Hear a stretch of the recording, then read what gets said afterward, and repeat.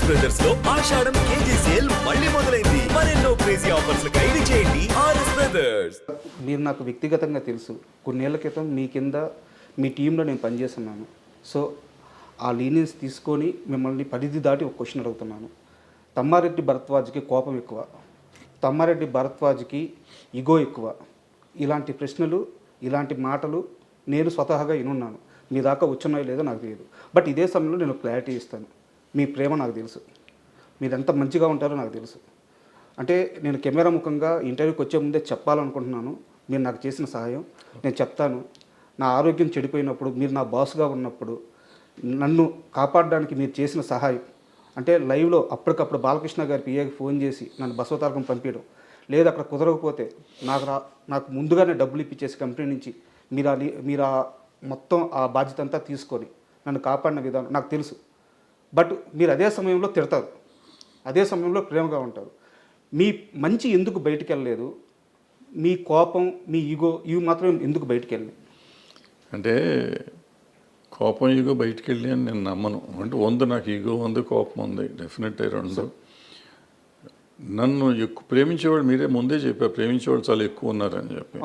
So వాళ్ళ ముందు ego ఇది అనుకున్న వాళ్ళు ఇప్పుడు తిట్టాను అనుకోండి. ఫర్ ఎగ్జాంపుల్ నేను మిమ్మల్ని తిట్టుంటాను 1-2 సార్లు. తిట్టిందే మీకు గుర్తుంటే అది మీ తప్పు, నా తప్పు కాదు కదా. ఏదో తప్పు చేస్తుంటే తిట్టుంటాను.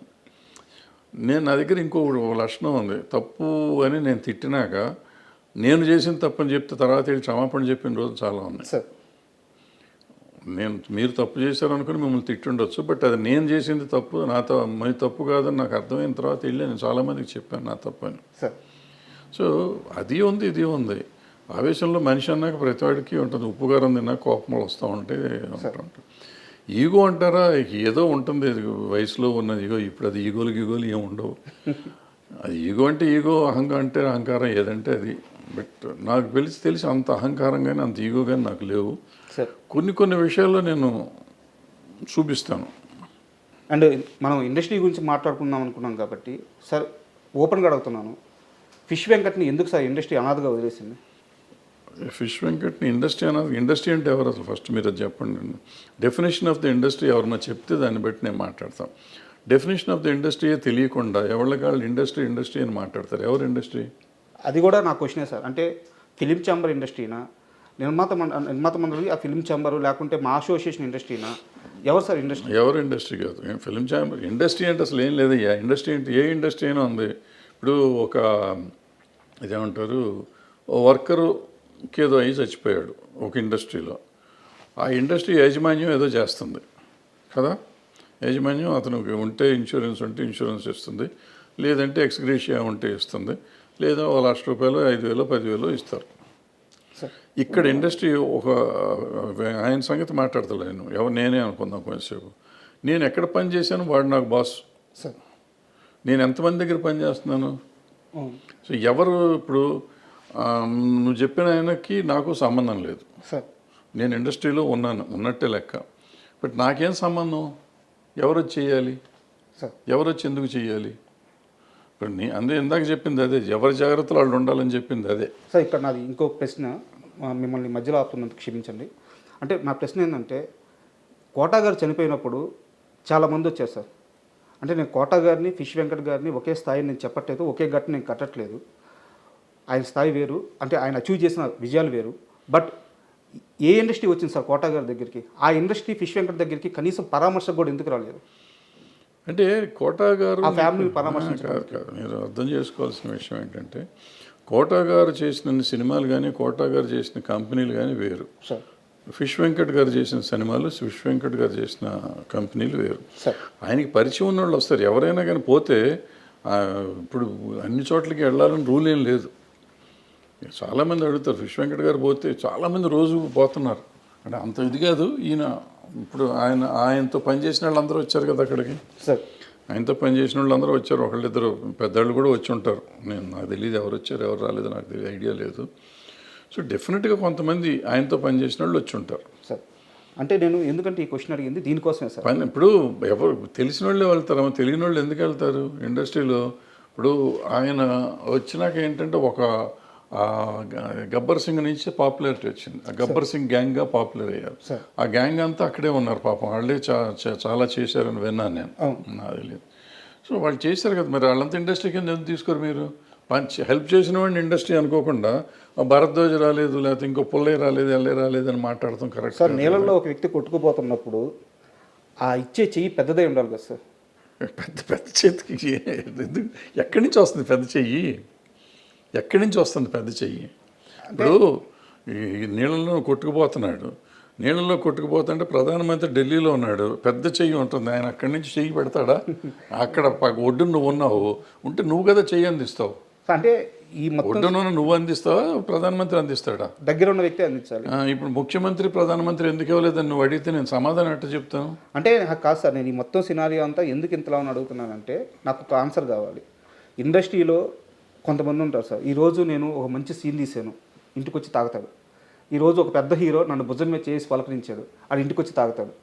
ఈరోజు నా మీద కెమెరా పెట్టి 2 డైలాగులు చెప్పించాడు, వాడు ఇంటికి వచ్చి తాగుతాడు. సినిమా ఆడింది, వీడు తాగుతాడు. సినిమా పోయింది, వీడు తాగుతాడు. అంటే సినిమాను చూసుకొని మురిసిపోతూ ఆ ఆనందంలో వాడు చెడు అలవాట్లు చేసుకుంటా పోతూ ఉంటే ఫైనల్గా సినిమా వాడిని పట్టించుకోరు. అది అందరికీ తెలియాలి అనే ఉద్దేశంతో నేను మిమ్మల్ని పట్టించుకోండి. పైగా ఇండస్ట్రీ వాళ్ళు పట్టించుకుంటారనేది తప్పు అసలు. సార్ నేను ఎంతమందితో పనిచేశాను సార్.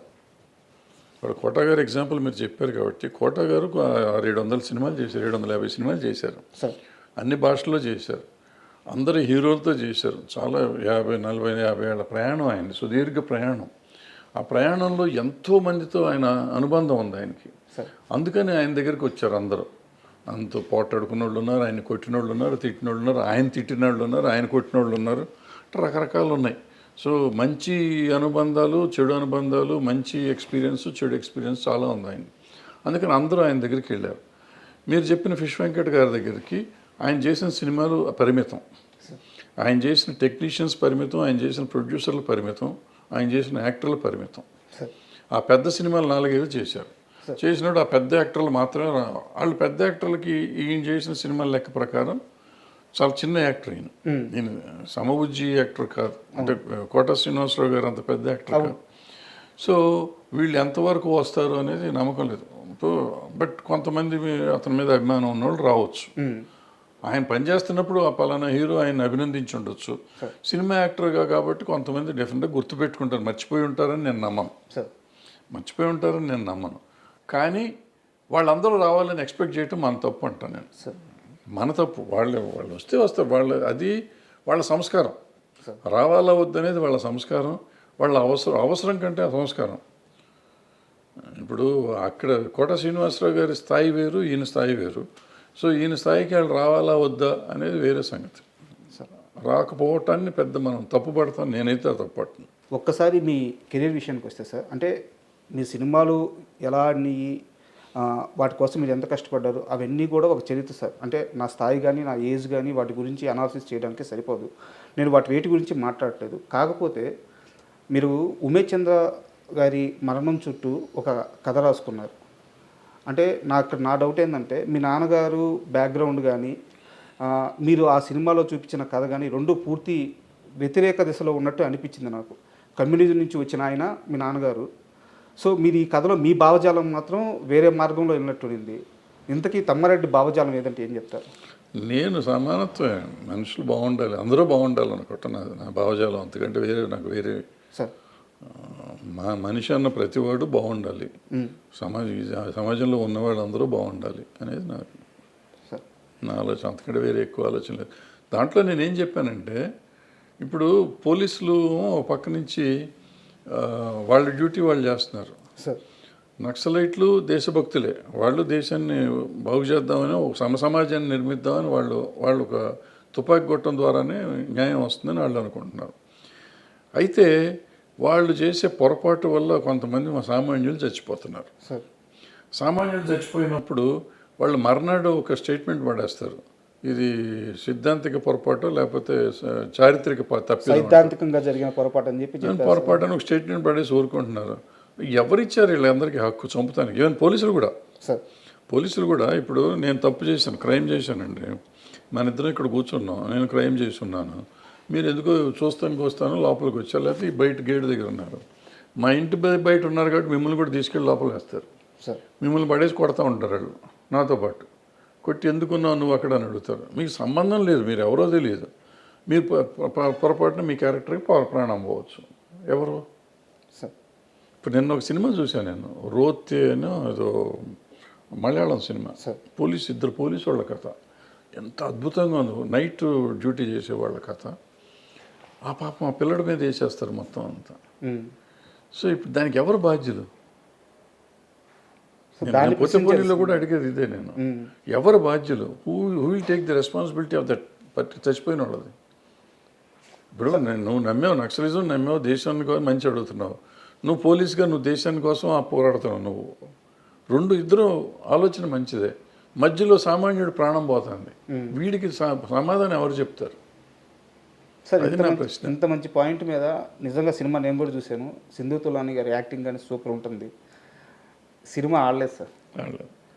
ఎంత లాస్ అయ్యారు సార్ సినిమాలో? మొత్తం పోయింది. ప్రతి రూపాయి పోయింది. ఎంత పెట్టారు? దగ్గర ₹1 కోటి పెట్టాం. ₹1 కూడా రాలేదు. ₹1 రాలేదు. అది శాటిలైట్కి వచ్చిన కొంత వచ్చింది. అప్పుడు అంత మంచి సినిమా తీసినప్పుడు ఇలాంటి రిజల్ట్ చూసినప్పుడు ఏమనిపించేది సార్ నీకు? ఏమవుతుంది, బాధపడితే అంతకంటే ఏం చేస్తాం. అంటే అది నేను ఒక రకంగా క్రౌడ్ ఫండింగ్ ఫ్రెండ్స్ పెట్టారు. తలా 10 లక్షలు వేసుకుని చేసాం ఆ సినిమా. ఓకే, 7-8 మందిని కలిసి తలా 10 లక్షలు వేసుకుని చేసాం. అండ్ ముందు నుంచి మెంటల్గా ప్రిపేర్డ్. మా అల్లుడు అంటా ఉన్నాడు, ఎవరి కోసం తెస్తున్నావు ఈ సినిమా, ఎవరు చూస్తారని. ఆయన అన్న నాకు నమ్మకం ఉంటుంది ఏదో చూస్తారని.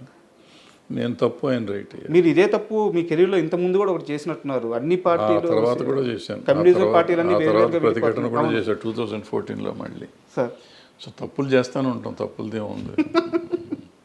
మనిషి అన్నాక తప్పులు చేస్తాడు. ఇదే ఇందాకన్నారు మీరు ఏం నమ్ముతారు, నేను నమ్మిందే దాని మీద తీస్తాను. నా నమ్మకం జనానికి నచ్చట్లేదు. అందుకని అండ్ మీ సినిమాలు చూస్తే సార్, మీరు ఎవరికైతే సినిమాలు తీశారో ఆర్టిస్టులు, చిరంజీవి గారు కానీ, శ్రీకాంత్ కానీ, మన సుమన్ గారు కానీ, మిగతా ఆర్టిస్టులు అందరూ, మీరు ఎవరైతే వాళ్ళ కెరీర్ స్టార్టింగ్లో మీ చెయ్యి ఇచ్చి వాళ్ళతో సినిమా తీశారో వాళ్ళందరూ అద్భుతమైన స్థానంలో ఉన్నారు. మీ చెయ్యి మీకు తప్పించి అందరికీ కలిసి వచ్చింది అంటే ఏమంటారు? అసలు తప్పు అంట. ఎందుకంటే నేను సినిమా తీసాను అంతే సార్. దీంట్లో ఏమంటారు, దాంట్లో భగవద్గీతలో చెప్తాడు కదా, నువ్వు చేయాల్సింది చెయ్యి అంతే తప్ప నువ్వు ఆశించి చేయకూడదు అంటాడు. ఏం ఆశించి చేసింది కదా ఫస్ట్ పాయింట్. ప్లస్ నా అవసరానికి చేసింది ఇదంతా. మీరు చిరంజీవి గారు అంటారు, చిరంజీవి గారికి ఆ రోజు నాకు నా రెమ్యునరేషన్గా ఆయన చేశాడు కాబట్టి నేను చేశాను. నాకు ఆ సినిమా చేద్దాం, వేరే పెట్టి ఇంకా పెద్ద హీరోని పెడతానికి నా దగ్గర డబ్బులు లేవు, నా దగ్గర ఉన్న డబ్బులకి నేను చేశాను. సో ఆయన వచ్చి మళ్ళీ మనకేదో చేయాలనుకోవటం తప్పు. భానుచంద్ర అయినా, సుమన్ అయినా, శ్రీకాంత్ అయినా, ఎవరైనా కానీ నా అవసరానికి ఆ రోజు నేను చేశాను తప్ప వాళ్ళని ఉద్ధరిద్దామనో అని ఏమీ లేదు. వాళ్ళకైనా సెంటిమెంట్ ఉందో ఏమన్నా ఉంది మా వాడు అనుకుంటే అనుకోవచ్చు, తప్పులేదు. అనుకోకపోయినా తప్పులేదు, ఇబ్బంది లేదు మనకి. అనుకోవాలని కూడా రూల్ లేదు. సార్ అండ్ ప్రతిఘటన సినిమా టాపిక్ వచ్చింది కాబట్టి, అంటే ఇది మీకు సంబంధం లేని ప్రశ్న, కానీ మీరు చార్మి గారిని దగ్గర నుంచి చూశారు. ఆమెని అంటే చార్మీలో అందమని కానీ ఆమె బాగుంటుందని స్క్రీన్ మీద చూపించడం కానీ చాలామంది చేస్తే ఆమె యాక్టింగ్ సైడ్ మీరు చూపించారు. సో చార్మి గారు అలా కెరీర్ వెళ్తున్నప్పుడు అకస్మాత్తుగా ఆమె కెరీర్ ఆగిపోయి ఒక నిర్మాతగా టర్న్ తీసుకొని ఈ రోజున ఆమె కష్టపడుతుంది కానీ ఒక సైడ్ నుంచి నిందలు మోయడం కానీ, సో చార్మి గారి కెరీర్ ఇలా అవ్వడానికి మీరు దగ్గర నుంచి చూసిన మనిషి కాబట్టి ఎందువల్ల అయిందంటారు? కెరియర్ అని కాదు, నేను అనుకుంటే ఆమె అంతకుముందు సక్సెస్ఫుల్ హీరోయినే. అవును. తర్వాత మన సినిమా చేసింది ఆమె, బాగా నమ్మకం ఉంటుంది. తర్వాత పూరి గారి సినిమా ఏదో చేసింది, పేరు గుర్తులేదు నాకు, జ్యోతిలక్ష్మి. అది కూడా ఆమె అద్భుతమైన పెర్ఫార్మెన్స్ చేసింది, మంచి కథ. 2 సినిమాల్లోనే ఆమె ఎక్సలెంట్ పెర్ఫార్మెన్స్ ఇచ్చింది. ప్రాబ్లం చిరాకేసి ఉంటుంది, వీళ్ళు మంచి సినిమాలు చూడరు, మంచి పెర్ఫార్మెన్స్ చూడరు, వీళ్ళకి అనవసరం మనం చేయటం అని ఆమె రూట్ మార్చుకుని ఉంటుంది. మార్చుకొని ప్రొడ్యూసర్ అయింది. సరే ఈ ఇండస్ట్రీలో 100 మంది అంటే 100 అంటారు. ఆమె చేసుకుంటానే పోతుంది, పట్టించుకోవట్లేదు కదా. తన కష్టం తను పడుతూనే అంతే కదా, పడిని అయిపోయింది. మనం దాని గురించి కామెంట్ చేయటం ఎందుకు? ఆమె షీ ఈజ్ డూయింగ్ గుడ్. డబ్బులు సంపాదించినప్పుడు సంపాదిస్తున్నారు, పోగొట్టినప్పుడు పోగొట్టిన ప్రొడ్యూసర్ అనే వాళ్ళకి తప్పదయ్యింది. సార్ మీరు సినిమాలు చేసేటప్పుడు మీ తరంలో అంటే తర్వాత అంటే మళ్ళీ మీ ఏజ్ గుర్తు చేయడం అది కాదు నా ఉద్దేశం. పర్లేదు. మీరు సినిమాలు చేసేటప్పుడు సార్ హీరోలని విపరీతంగా ఆరాధించేవాళ్ళు. అయితే దాంట్లో ఎలాంటి ఒక ఫేక్ ఉండేది కాదనమాట. అంటే ఎవరో పక్క నుంచి జనాలను పుల్ చేయడము అలాంటిది ఏమి ఉండేది కాదు. హీరో రోడ్ల మీదకి వస్తే దేవుళ్ళుగా చూసేవాళ్ళు. కృష్ణ గారిని కానీ, ఎన్టీఆర్ గారు కానీ, ఏఎన్ఆర్ గారు కానీ వాళ్ళందరినీ కూడా నిజంగా దేవుళ్ళలాగే చూశారు. అదంతా చాలా రియలిస్టిక్గా, చాలా రియాలిటీగా జరిగిన సందర్భం అది. బట్ ఈరోజు ఇండస్ట్రీలో పరిస్థితి చూస్తే యూట్యూబ్లో పాటలకి వ్యూస్ కొంటున్నామని చెప్పి నిర్మాత చెప్తున్నారు, ట్రైలర్ వ్యూస్ కొంటున్నామని చెప్పి నిర్మాత చెప్తున్నాడు. సో జనాల్ని పుల్ చేస్తున్నారు. అంటే హీరోని ఒక బ్రహ్మపదార్థంగా పెట్టి చుట్టూ హీరోని లేపడానికి మళ్ళీ వీళ్ళే ఎదురు డబ్బులు పెడుతూ ఆఖరికి బుక్ మై షోలో రేటింగ్కి కూడా డబ్బులు పెడుతున్నారు. సో నిర్మాతలే ఇంత ఖర్చు చేసి నిర్మాతలే హీరోని లేపుతున్నారు. ఈ రోజున ఉండే హీరోల రియల్ క్రేజ్ రియలేనా అంటే ఏం చెప్తారు? అంటే మరి రియల్ క్రేజే కదా, చచ్చిపోతా ఉంటున్నారు అక్కడ. పచ్చబొట్లు పొడిపించుకుంటున్నారు చేతుల మీద, కాళ్ళ మీద, మెడ మీద, బొడ్డు మీద, అన్ని చోట్ల పొడిపించుకుంటున్నారు, గుండెల మీద, ఇన్ని చోట్ల పచ్చబొట్లు పొడిపించుకుంటున్నారంటే రియలేనే కదా. మరి నిర్మాతలకు ఎందుకు సార్ ఇన్ని కష్టాలు? ఇప్పుడు మీరు ఒకటి అడుగుతున్న ప్రశ్నలోనే సమాధానం ఉంది మీకు. సార్ ఆ రోజునైనా ఈ రోజునైనా, ఆ రోజున అట్లీస్ట్ మార్నింగ్ షోకి వచ్చేవారు ఫ్యాన్స్ అంతా. ఈరోజు ఫ్యాన్స్ ఇంత పెద్ద ఫ్యాన్ ఫేర్ ఉన్న సినిమాలు కూడా కొన్ని సినిమాలకి మార్నింగ్ షోనే ఫుల్ అవట్లేదు. అవును, ఇది పెద్ద హీరోలు అని చెప్పబడే వాళ్ళ సినిమాలు కూడా. అంటే మరి దాంట్లోనే అర్థమైపోతుంది. మళ్ళీ అక్కడేమో హయ్యెస్ట్ ఫ్యాన్స్ ఉన్న హీరో అంటారు వాళ్ళు. మరి ఆ హీరో సినిమా మార్నింగ్ షోనే ఫుల్ అవ్వాలిగా. సోషల్ మీడియాలో ఒక్కొక్కరు హ్యాండిల్ చూస్తే కొన్ని మిలియన్స్ సినిమాలు మార్నింగ్ షో ఫుల్ అవ్వట్లేదు. మార్నింగ్ షో ఫుల్ అవ్వట్లేదు. మరి ఆ పరిస్థితి ఏమొస్తుంది ఏం చెప్పలేము. ఇప్పుడు ఏమైపోయింది, సోషల్ మీడియా అయిపోయింది. ఎక్కువ మంది ఈ సోషల్ దాంట్లో పేర్లు పెట్టుకుని వాళ్ళ వ్యూస్, యూట్యూబ్ కోసం వచ్చేవాళ్ళు కొంతమంది, టీవీలో కనపడటం కోసం వచ్చేవాళ్ళు కొంతమంది, వీళ్ళంతా ఫ్యాన్స్ అయిపోయారు. నిజంగా ప్యాషనేట్గా ఆయన కోసం, పలానా హీరో కోసం నేను ప్రాణం ఇస్తాననేవాళ్ళు బయటకు చెప్పేవాళ్ళే కానీ ఇచ్చేవాళ్ళు తక్కువ. 10%, 20% ఉంటారు. గతంలో ఏంటంటే 80% వాళ్ళు ఉండేవారు, 20% పబ్లిసిటీ కోసం వచ్చేవాళ్ళు. పబ్లిసిటీ లేకపోతే దానివల్ల అడ్వాంటేజ్ తీసుకుందాం అనుకునేవాడు.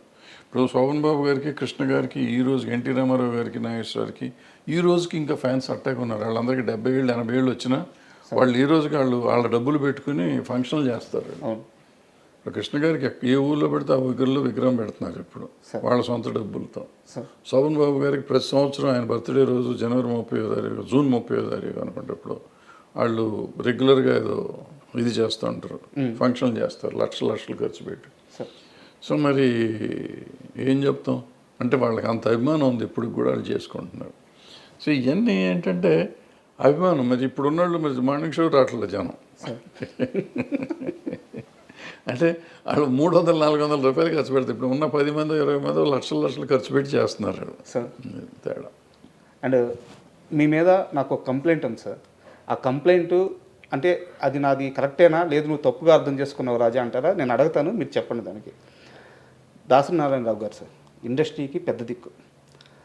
ఆయన పరిష్కరించినన్ని సమస్యలు కానీ, ఆయన ఆదరించినటువంటి మనుషులు కానీ, సో అంటే పరిశ్రమలు ఎవరికి ఏ కష్టం వచ్చినా దాసరి గారు ఉన్నారు, ఆయన కాంపౌండ్లోకి అడుగు పెడితే ఆ సమస్య పరిష్కారం అవుద్ది అని చెప్పి ఒక నమ్మకం ఉండేది. అయితే దాసరి గారి చుట్టూ కొంత వలయం ఉండేది మీలాంటి వాళ్ళు. ఆ సమస్యల్ని ఫస్ట్ విని ఫిల్టర్ చేసి దాసరి గారి దగ్గరికి తీసుకెళ్ళింది మీలాంటి వాళ్ళే, 3-4 ఉన్నారు. సో ఇక్కడ అన్ని వింగ్స్ గురించి మీకు ఒక అవగాహన ఉంది. ఈ రోజున ఇండస్ట్రీలో దాసరి గారి స్థానాన్ని ఎవరు రీప్లేస్ చేయలేరు. అది నేనే కాదు, మీరు కాదు, అందరూ చెప్తున్నమాట. ఎందుకంటే స్టార్స్ ఉన్నారు కానీ చిన్న కార్మికుల కోసం సమయాన్ని వెచ్చించలేరు వాళ్ళు అని చెప్పి ఉన్నారు. నా కంప్లైంట్ ఏంటంటే మీ విషయంలో చిరంజీవి గారితో మీకు క్లోజ్ అసోసియేషన్ ఉంది, బాలకృష్ణ గారితో క్లోజ్ అసోసియేషన్ ఉంది, మోహన్ బాబు గారితో క్లోజ్ అసోసియేషన్ ఉంది. సార్ ఇక్కడ ఇండస్ట్రీ అంటే ఏంది అనే పరిస్థితి నిజంగా సమాధానం లేదు.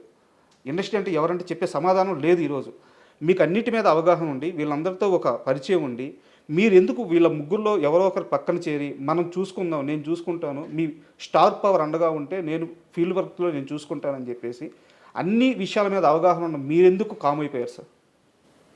ఇది సర్వీస్ చేయటానికి ఎఫోర్డబిలిటీ ఉండాలి సార్. నేను ఇందాకే చెప్పాను, ఫస్ట్ క్వశ్చన్లోనే చెప్పాను, జీవితం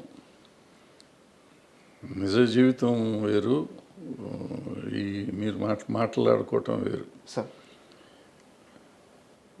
ఇప్పుడు మీరు నలుగురికి నేను అవైలబుల్గా ఉండాలి, సార్ 100 మందికి అవైలబుల్గా ఉండాలి. సార్ దాసనారాయణరావు గారి ఇంట్లో రోజు ఒక 100-200 కాఫీలు టీలు పెట్టేవారు. ఒక 30-40 మంది భోంచేసేవారు రోజు, 2 పూట్ల. సార్ సాయంత్రం టిఫిన్లో ఒక 40-50 మంది తినేవారు. సార్ ఆయన నెలకి ఒక 15-20 మందికి నెల జీత డబ్బులు పంపించేవాడు. సంబంధం లేకపోయినా అవసరం ఎవరు మీరు ఇందాక అడిగారు కష్టాలు ఉన్నవాళ్ళు అని చెప్పి, అటువంటి వాళ్ళు తెలిసిన వాళ్ళకల్లా డబ్బులు పంపించేవాడు నెల ఓకే కవర్లు వెళ్ళి. సార్ న్యూ ఇయర్ రోజు డబ్బులు ఇచ్చేవాడు. సార్ అయ్యప్ప మాల వేసినప్పుడు డబ్బులు ఇచ్చేవాడు. ఏదో రకరకాలు చేస్తూ ఉండేవారు. సార్ ఇది కాకుండా సమస్యలకి చేస్తూ ఉండేవారు. మళ్ళీ పెళ్ళిళ్ళని పెటాకులని పోయినప్పుడు వచ్చినప్పుడు ఇస్తూ ఉండేవారు. ఇందులో ఏ ఒక్కటి నేను చేయలేను. నేను ఒక్కళ్ళకి రోజు ఇప్పుడు ఫర్ ఎగ్జాంపుల్ మీరు సమస్య ఉండి వచ్చారు, మీకు మంచినీళ్ళు కూడా నేను ఇవ్వలేను. సార్ పూర్వకాలంటే మంచినీళ్ళు ఫ్రీగా వచ్చాయి. ఇప్పుడు మంచినీళ్ళు వాటర్ బాటిల్ కొనాలి. వాటర్ బాటిల్ కొంటే 10 రూపాయలు అవుతుంది. మీకు మంచినీళ్ళు ఇస్తే నేను 10 రూపాయలు ఖర్చు పెట్టాలి. సార్ సమస్య మీది, ఖర్చు నాది.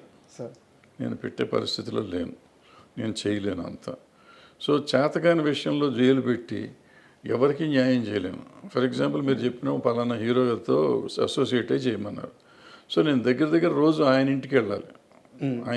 అది మా ఇంట్లో ఉండాలి. మా ఇంట్లో ఉంటే ఈ చెప్పిన ఖర్చులు నేను భరించలేను. ఆయన ఇంటికి వెళ్తే ఆయన చిరాకు పడతాడో ప్రేమ చూసుకుంటాడో తెలియదు. వాళ్ళ ఇష్టాలు ఉండాలి. వాళ్ళ సైడ్ నుంచి అది ఉండాలి. సార్ మన సైడ్ నుంచి మనం వెళ్ళి దాన్ని బలవంతంగా రుద్దకూడదు. ఇప్పుడు దాసనారాయణరావు గారితో కూడా నేను ఇక్కడ దాసనారాయణరావు గారు ఒక స్టేజ్లో నేనే ఇక్కడ ఉండేవాడిని. నారాయణరావు గారు తర్వాత వచ్చారు ఇక్కడికి.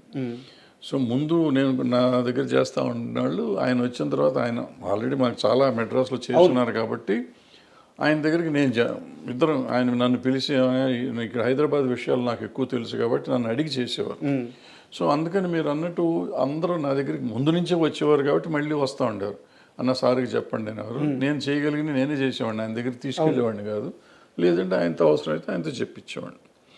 సో ఇప్పుడు మీరు అడిగిన ప్రశ్నకి సమాధానం, ఇప్పుడు దాసనారాయణ గారు లేరు, ఆ ఖర్చు భరించేవాళ్ళు లేరు, అంత కాంపౌండ్ లేదు ఇక్కడ, ఎక్కడ మన దగ్గర లేదు. ఈ జరగని పనులు ఇవన్నీ. మరి ఎవరు సార్ ఇండస్ట్రీ పెద్ద ఇప్పుడు? ఇంకా అసలు పెద్ద అనేది ఉద్యోగం కాదు, ఇది ప్రెసిడెంట్ ఆఫ్ ఇండియా లాగా పోస్ట్ కాదు అది. ఆయనకి తెలియకుండా ఇప్పుడు ఒక మనిషి ఒక దాసనారాయణరావు అవ్వలేడు నాకు తెలిసి. ఎవరు? ఒక దాసనారాయణరావు కానీ ఒక ఎన్టీ రామారావు కానీ అసలు ఈ ప్రపంచంలో భూప్రపంచంలో ఇంకోళ్ళు అవరు. ఇంపాసిబుల్ అది. ఎన్టీ రామారావు అన్న కొంతమంది అవ్వగలరేమో కానీ దాసనారాయణరావు ఇట్స్ ఇంపాసిబుల్ ఇక అవటం. ఓకే అది మనిషి మానవ మాత్రుడి వల్ల కాదు. అది ఒక మనిషి అన్ని పనులు చేయలేడు. ఆయన ఏంటి writer, director, actor, distributor, exhibitor, producer, lyric writer, dialogue writer, story writer, paper editor, politician, MP, తర్వాత మినిస్టరు, ఇది కాకుండా కాపు సంఘం ఆళ్ళ గొడవ, అక్కడ నాయకుడు ఏది కాదు. ఈ సినిమా ఇండస్ట్రీలో పంచాయతీలు అసలు ఒక రోజునని 6 షూటింగ్లు 7 షూటింగ్లు జరిగిన రోజులు ఉన్నాయి. ఈ రోజుల్లో కూడా పంచాయతీ చేసేవాడు. మనిషికి ఎట్ట కుదురుతుంది? 6 సినిమాలకి డైలాగులు రాయాలి. ఒక సంవత్సరంలో ఆయన 12 సినిమాలు 14 సినిమాలు రిలీజ్ అయినాయి. ఓ మనిషి 14 సినిమాలు ఎట్ట రిలీజ్ చేయగలడు సంవత్సరంలో? షూటింగ్ ఎన్ని చేయాలి? నెలకు ఒక సినిమా తీసేయగలడా ఎవడన్నా? ఇవాళ తీస్తానికి 3 ఏళ్ళు పడుతుంది ఒక సినిమా తీస్తానికి. సార్ కథ రాయడానికే 2 ఏళ్ళు పడుతుంది. 6 నెలలు లేకపోతే కథ రాయమంటున్నారు ఇప్పుడు కొత్త డైరెక్టర్లు అందరూ. ఇప్పుడు ఈ పరిస్థితుల్లో ఆయన ఎట్ట చేసేవాడు ఏంటి? అలాంటి మనిషి అసలు రాడు. ఇవన్నీ ఉండగా పంచాయతీలు చేయటం, ఇప్పుడు నేను చెప్పిన యాక్టివిటీస్ కాకుండా పంచాయతీలు చేయటం, వీళ్ళందరి కష్టాలు వినాలి కదా. వచ్చినాడు ప్రతివాడు కష్టం వినాలి. షూటింగ్ చేస్తాడా? ఇప్పుడు ఆయన పక్కన 4 ఫ్లోర్లో షూటింగ్ జరుగుతుంది. 4 ఫ్లోర్లో షూటింగ్ సంగతి చూడాలా? లేకపోతే నా బోటి వాళ్ళకి డైలాగులు రాసి పెట్టేవాడు అది చూడాలా? లేకపోతే ఈ వచ్చిన పంచాయతీ చూడాలా? లేకపోతే ఈ కాపు సంఘం మీటింగ్ చూడాలా? ఏది చూడాలి? అందరూ అక్కడ బయట వెయిటింగ్లో ఉండేవారు. మానవుడికి సహజం అది కుదురుతుందా? ఇవాళ మీరు చెప్పే ఎవరికన్నా ఏ పెద్దలకన్నా కుదురుతుందా? చేయగలరా? ఇంపాసిబుల్. అది గురించి మర్చిపోండి. సో ఆ పెద్ద అనేది లేదు, పోస్టు లేదు, ఏం లేదు. ఆయనకి ఏదో వచ్చేసింది, జరిగిపోయింది.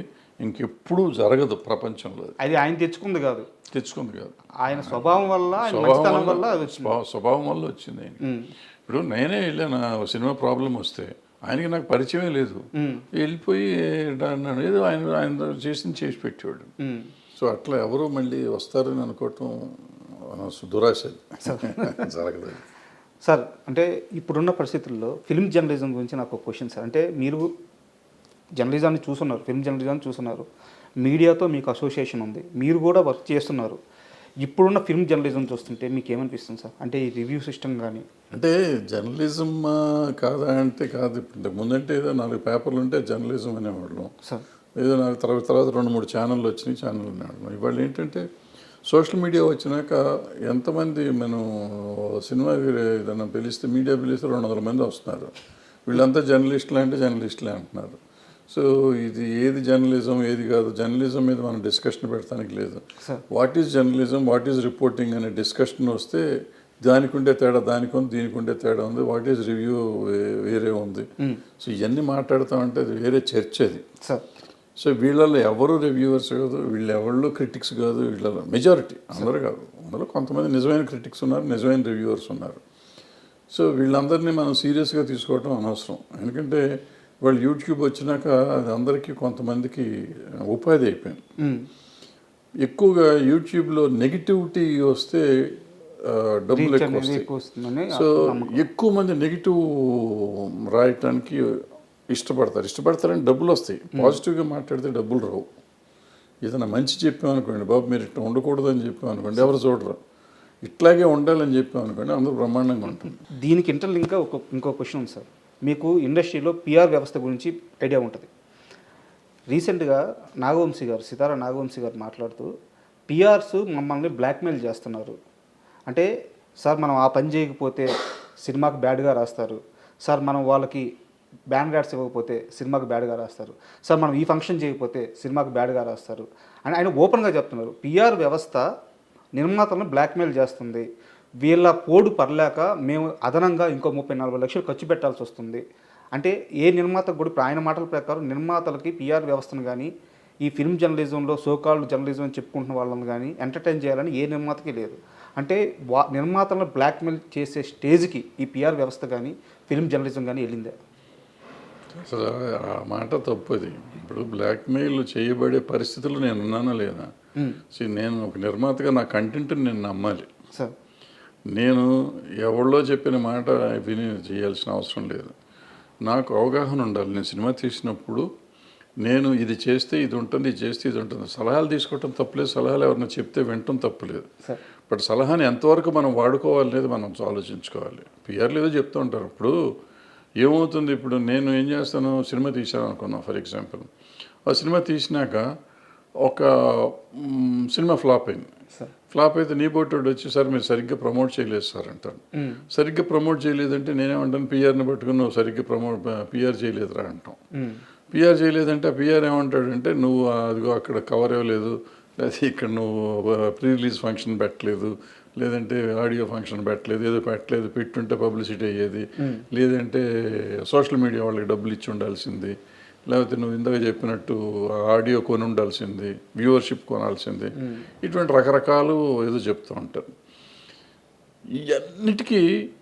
ఇవన్నీ చేసినప్పుడు మిలియన్స్ ఆఫ్ వ్యూస్ వచ్చిన సాంగ్స్ వచ్చిన సినిమా ఉంది, దానికి ఓపెనింగ్ రాని సినిమాలు చాలా నేను చెప్పగలను, పేర్లు చెప్పగలను. మరి ఎందుకు రావట్లేదు అంటే ఏది బ్యాడ్ టాక్ అంటారు, బ్యాడ్ రివ్యూస్ అంటారు. మనకి మొన్న వచ్చిన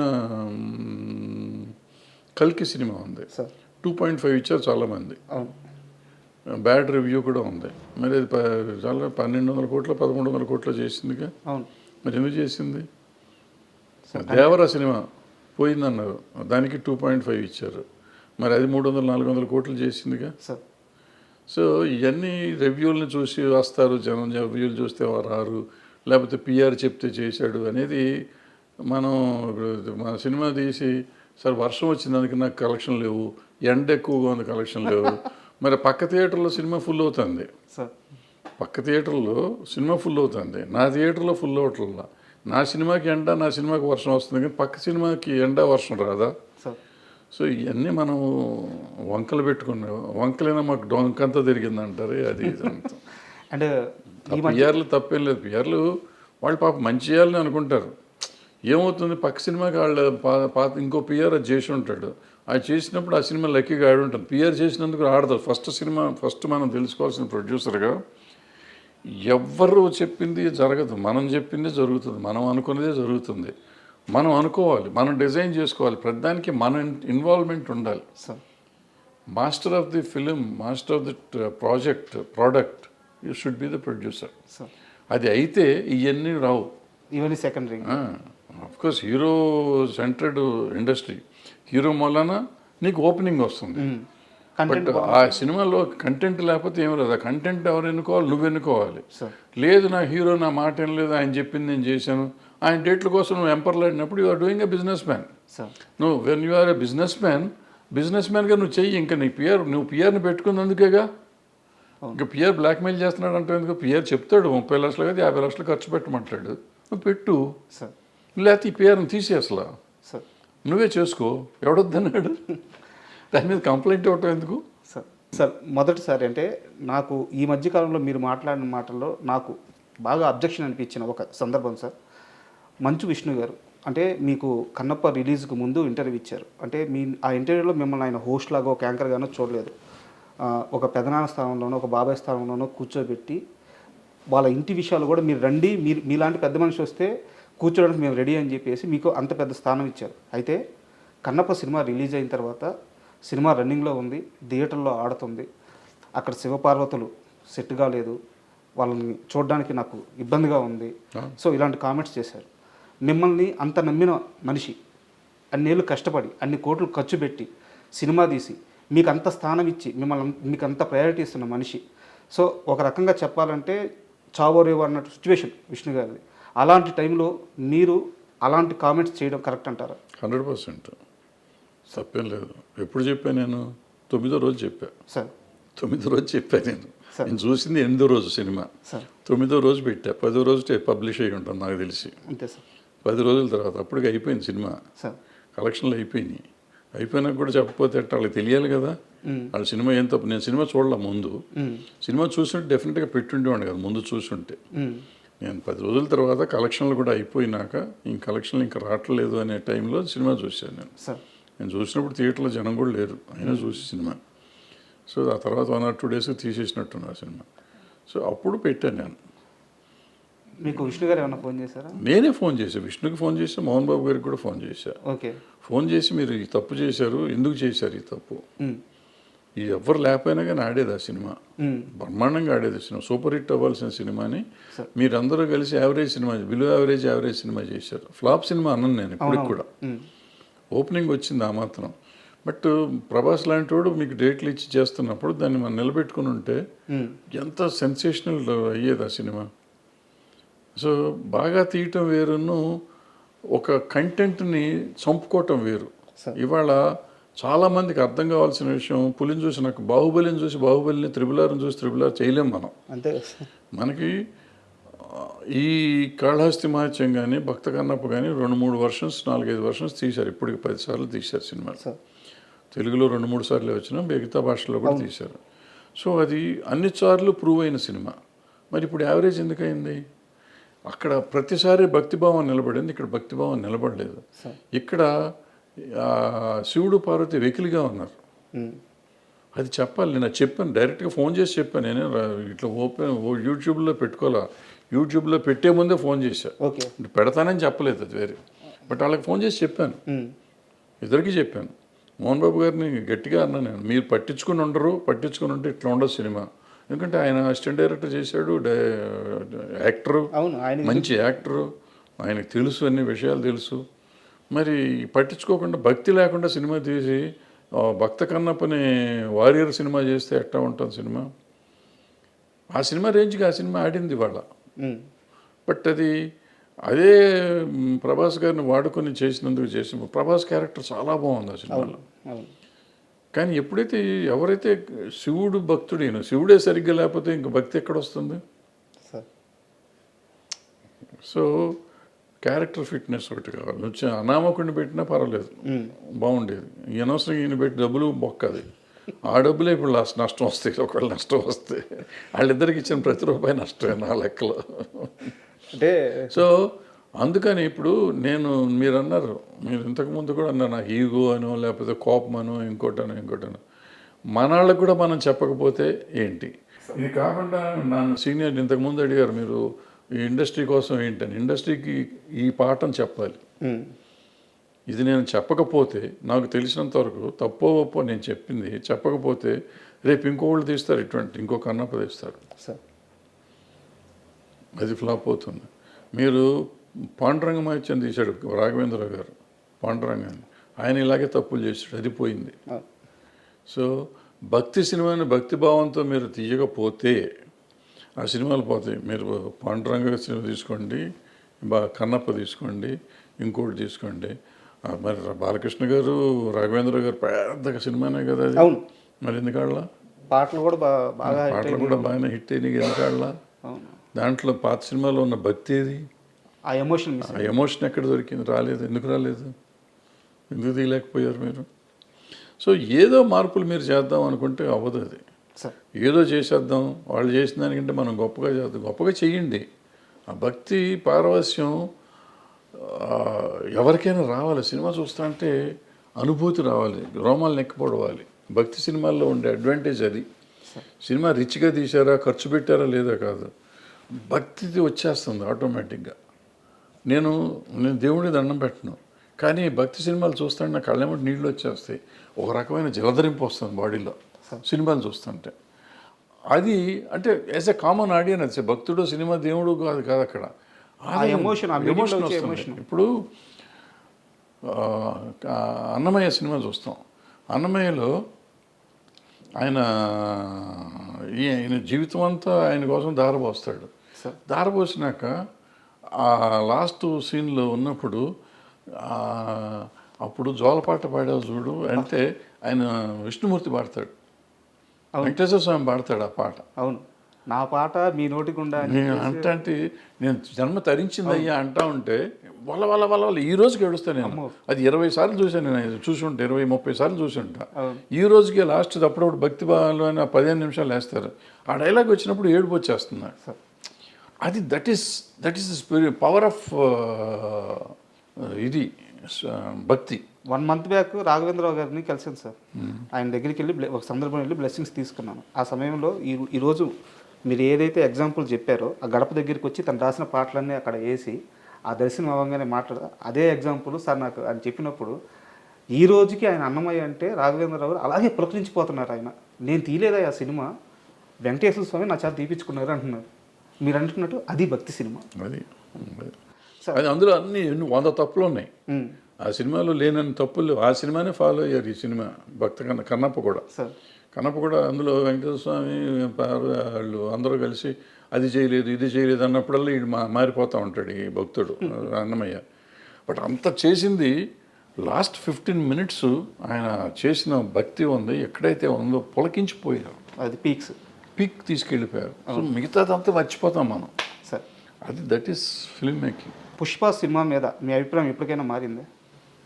నేను అభిప్రాయపడ్డాను. నేను సినిమా బాగానే ఉందిగా. సినిమా బాగుంది. సినిమా మీరు చూడకముందు స్మగ్లింగ్ ఏదో చెప్పారు నాకు, స్మగ్లర్ అంట, పోలీస్ ఆఫీసర్ ఉండే పూల్లో పాసు పోస్తాడని చెప్పేసి ఇట్లాంటి కామెంట్స్ విన్నాను. సో నాకు సినిమా చూడబుద్ధి కావట్లేదు అని చెప్పేసి మీరు ఒక స్టేట్మెంట్ అన్నారు. సినిమా చూసిన తర్వాత మీ అభిప్రాయం మారిందా? సినిమా కూడా నేను ముక్కలుగా చూసాను. నాకు సినిమా పెద్దగా అంటే బట్ నాకు సెకండ్ హాఫ్ నచ్చిందని చెప్పాను. తర్వాత వీడియో పెట్టాను, మీరు చూడలేదేమో. సెకండ్ హాఫ్లో ఫ్యామిలీ ఎలిమెంట్ ఏదైతే ఉందో, మిగతా సినిమా అంతా చండాలో నాకు ఇప్పటికీ కూడా. కానీ నా పెద్ద ఇష్యూ మామూలు రెగ్యులర్ కమర్షియల్ సినిమా అదే పెద్ద పట్టింపు కాదు. కానీ వైఫ్ అండ్ హస్బెండ్ ఎలిమెంట్ తీశాడు, అద్భుతంగా తీశాడు. వాళ్ళిద్దరూ ఆ అమ్మాయి ఈయన కోసం, ఈయన అమ్మాయి కోసం పడే పాటలు ఉన్నాయి. పుష్ప రష్మిక కోసం, రష్మిక కోసం, రష్మిక అర్జున్ కోసం వాళ్ళు మాట్లాడే మాటలు కానీ కమర్షియల్గా బాగున్నా కూడా నిజంగా కూడా ఎమోషనల్గా కూడా ఉన్నాయి. ద సేమ్ టైం ఒక భార్యాభర్తల అనుబంధాన్ని అటువంటి క్యారెక్టర్స్ మీద చూపించడం అనేది చాలా గొప్ప విషయం. ఇప్పుడు ఏదో మామూలుగా మిడిల్ క్లాస్ ఫ్యామిలీలో ఉంటుంది. ఇట్లా డబ్బు ఉండి ఆడ స్మగ్లింగ్ చేసేవాడికి ఒక భార్య మీద అంత ప్రేమ ఉంటుందా? అసలు భార్యను అంత ప్రేమించాలా? ఆ భార్య భర్తను అంత ప్రేమించాలా? అద్భుతంగా ఉంది అది. ఆ ఎలిమెంట్ చాలా బ్రహ్మాండంగా ఉంటుంది ఆ సినిమాలో. సార్ నాది ఇంకో క్వశ్చన్ ఏంటంటే, అంటే ఒక 12-13 ఏళ్ళ నుంచి మీరు నాకు తెలుసు సార్. అంటే నేను మిమ్మల్ని దగ్గరగా చూస్తున్నాను, మీరు ఎక్కడున్నా మీ గురించి నాకు తెలుసదు కాబట్టి నేను మిమ్మల్ని ఫాలో అవుతున్నట్టే. తమ్మారెడ్డి గారికి ప్రతి విషయంలో ఒక అభిప్రాయం చాలా నిక్కచ్చిగా ఉంటుంది, ఆయన ఒక మాట మీద ఉంటారు. బట్ నాకు ఎప్పుడూ కూడా చాలా పెద్ద కన్ఫ్యూజన్ ఏంటంటే మీ విషయంలో, చిరంజీవి గారి విషయం సార్. కెమెరా లేనప్పుడు చిరంజీవి గారి గురించి మీరు ఎంత గొప్పగా చెప్తారంటే, నా బ్రదరయ్యా, నా తమ్ముడయ్యా, అంటే మేము వినున్నాం, మీతో పాటు పనిచేసినప్పుడు మేము వినున్నాం. నా తమ్ముడయ్యా, నేను సినిమాలు తీసాను, నాతో సినిమాలు తీసాడు, నేను ఇచ్చినప్పుడు రెమ్యునరేషన్ తీసుకున్నాడు, మా అనుబంధం ఇట్లాంటిది, నా స్టూడియోలో ఉండేవాడు, ఇంత గొప్పగా చెప్తారు చిరంజీవి గారి గురించి. కెమెరా లేనప్పుడు, నలుగురు మనుషులు క్లోజ్డ్ పీపుల్ ఉన్నప్పుడు. అదే కెమెరా పెట్టంగానే చిరంజీవి గారి అభిప్రాయాలని, ఆయన వెళ్ళే మార్గాలని మీరు క్వశ్చన్ చేస్తూ ఉంటారు. ఇది నాకు అర్థం కాదు సార్ అసలు. అంటే మీ చాలాసార్లు అనుకున్నాను. ఆల్రెడీ ఇంతకుముందు సమాధానం చెప్పాను, మోహన్ బాబు గారి విషయంలో సమాధానం మీకు చెప్పాను, సేమ్ సమాధానం ఇది సార్. ఇప్పుడు ఆయనతో కూడా నేను మాట్లాడి చెప్పినవి ఉన్నాయి కొన్ని. ఆ చిరంజీవి గారికి నాకు ఉన్న అనుబంధం అప్పుడు వేరు, ఇప్పుడు వేరు. బట్ నాకు నచ్చినట్టు చెప్తాను, నచ్చని నాకు మీరు చెప్పినవి అన్నీ నిజం. ఆ నిజం నాకు ఇంకా అనుబంధం అట్లాగే ఉంది నా మనసులో. ఆయనకి మనం ఇవాళ మన చాలా దూరం అయిపోయాం కాబట్టి. బట్ నాకు అనిపించింది చెప్పాలి. ఎందుకు చెప్పాను మోహన్ బాబు గారికి ఆ సినిమాని గురించి ఎందుకు పెట్టారు మీరు, వాళ్ళ జీవితం నాశనం అయిపోతుంది కదా. జీవితం నాశనం అవ్వదు, నెక్స్ట్ టైం ఆ తప్పు చేయకూడదు అనేది నా పాయింట్. ఈవెన్ ఈయనకు కూడా అంతే. ఆయనకి ఇవాళకి నా తమ్ముడే, ఏ రోజుకి నా తమ్ముడే, నేను చచ్చేదాకా నాకు తమ్ముడే అతను. అది కాదంటల్లా, అతని వెల్విషర్నే నేను. వాళ్ళు ఒప్పుకున్నా ఒప్పుకోకపోయినా, నమ్మకపోయినా నేను వెల్విషర్నే. వాళ్ళు బాగుండాలి అంటే ఇలాంటి తప్పులు చేయొద్దని చెప్పడం, నా ఉద్దేశంలో ఉన్న తప్పులు చేయొద్దని చెప్తాను, ఇప్పటికి చెప్తాను నేను అనిపిస్తే.